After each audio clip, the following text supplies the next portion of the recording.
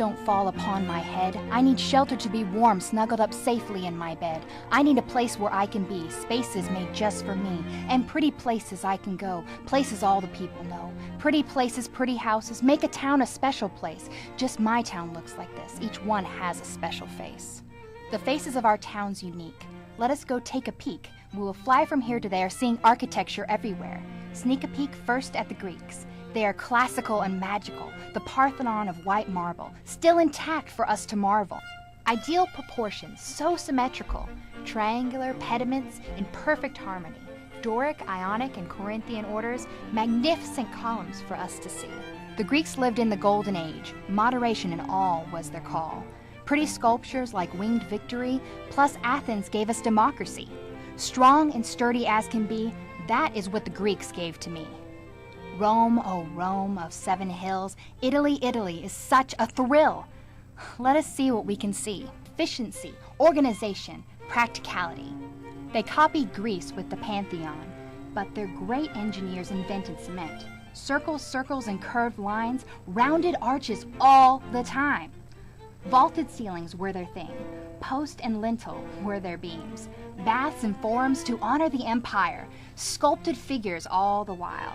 Who could forget the Colosseum? It was a mighty, mighty strong arena, a place for all the town to meet, using all 3 columns from the Greeks. Water, water in aqueducts, flowing freely at Pont du Gard. Without the Romans, where would we be? Getting water on our knees. Mosaics, paintings, and civic sculpture? I would say that's quite a culture. Europe in the Middle Ages, the Gothic art of man. Height and light, such a sight! The pointed arch began. Ribbed vaulting and the flying buttress, and the beautiful rose window, stained glass beauties every one, shining, shining in the sun. Sculpture, sculpture, long and lean, Chartres figures of kings and queens, weave, oh weave, a perfect tapestry, a unicorn as pretty as can possibly be. Later in the Renaissance, the Romans did it again. Alberti, Brunelleschi, Bramante, Palladio, examples of our Renaissance men. Rounded arches and concrete, domed rotundas and porticos, barreled vaults and columns. It was the season for absolute reason. Numbers, numbers, arithmetic. They loved, oh loved their ratios. Naves twice as wide as the width. Circles and squares were the way to go. On in time to the Baroque, cathedrals of St. Peter and St. Paul, flowing through Europe in this way, moving, moving, convex and concave. Rococo, Rococo, does anyone know? The French loved curves and random forms of nature. Curvy, curvy, no straight lines, ripple, ripple all the time, with windows shaped like lily pads. Casa Mila, this is how we see ya. Faster, faster in time we go. Modern architecture is what we know. Louis Sullivan in the USA built them as we do today. Mies van der Rohe said less is more. He did not like fancy doors. Rather, he loved high-tech and clean. His buildings worked like fine machines. Glass and steel geometry, that is how he thought it should be. He thought it was the best in a while, calling it the international style. Falling water in the Guggenheim, Frank Lloyd Wright was right on time. The greatest architect of all time, the man of genius in his own mind. Up to where we are today. Contemporary, contemporary all the way.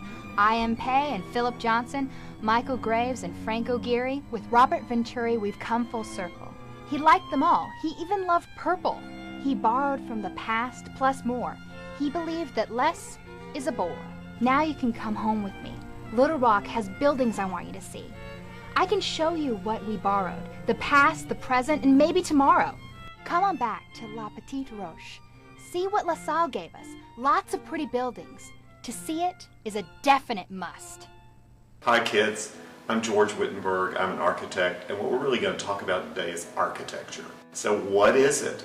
Is it a house? Is it a building? Is it schools like you are in right now? So when architecture started, cavemen had to get in out of the rain and the cold and live in a cave, build a fire, right? Later in history, people built big monuments called pyramids, and they buried their kings or leaders inside the pyramids so that they would have something forever.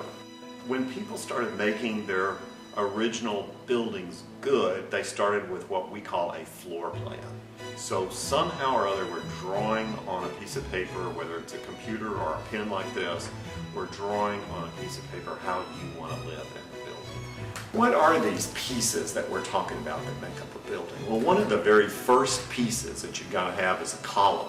Something that's long and tall and holds the building up. Then, after you have the column, you usually have to put a roof on it. And remember, we wanted to keep warm, or we wanted to stay in out of the rain. So you build a roof over the column. Then we might want to be able, after we build the walls, to see out of the building. So that's when we put in the windows that you can see through. I bet there are windows in your classroom. And then you have to enter the building and enter the different rooms, and that's when we put in the doors that open and close. And then after we've done that, so look at these crazy walls that we want to show you now. A building doesn't necessarily have to have walls straight up and down.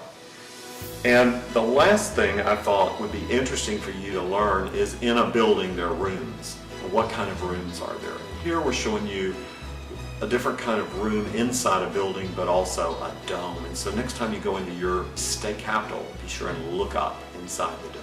Remember, when we talk about these elements, we have to always be reminded of history, because we didn't just come up with all of these things new. We used some of the things we had in the past to build on.